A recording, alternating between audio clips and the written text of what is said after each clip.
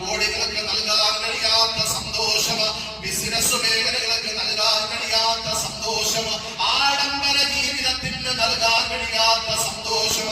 ആ സന്തോഷം നിങ്ങൾ എവിടെയാണ് കണ്ടെത്തേണ്ടതെന്നറിയോ? അല്ലാഹുവിന്റെ ഖുർആൻ വിശ്വാസികളോട് ഓർമ്മപ്പെടുത്തുകയാണ്. മൻ അമില സാലിഹാ മിൻ ദക്കറിൻ ഔ ഉൻസാ വഹുവ മുഅ്മിൻ.